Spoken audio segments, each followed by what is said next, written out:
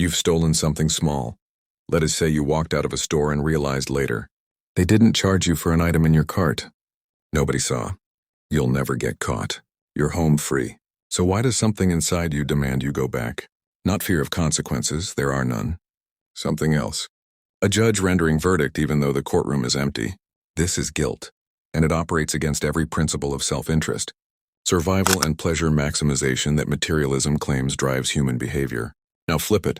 Someone cheats you in a business deal and gets away clean. You want revenge, but notice what you actually want. Not just their suffering.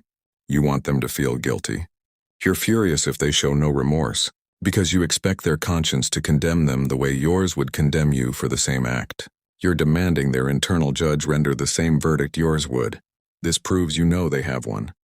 Here's what no materialistic explanation can account for.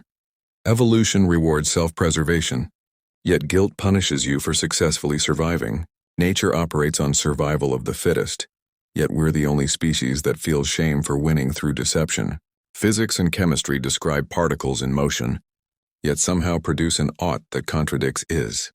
Social conditioning explains fear of punishment, but not the guilt that persists when punishment is impossible. Every naturalistic framework fails because they're trying to explain a reality that points beyond nature.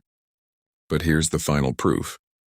We feel this guilt internally when we violate our own judgment, yet become stiff-necked and defensive when that same judgment is applied to us by others. We make excuses, rationalize, deflect, not because the standard doesn't exist, but because we're rebelling against it. Our defensiveness proves we recognize the accusation is valid. If there were no objective standard, we'd have nothing to defend against. Romans 2:15 predicted this exact phenomenon. They show that the work of the law is written on their hearts, while their conscience also bears witness.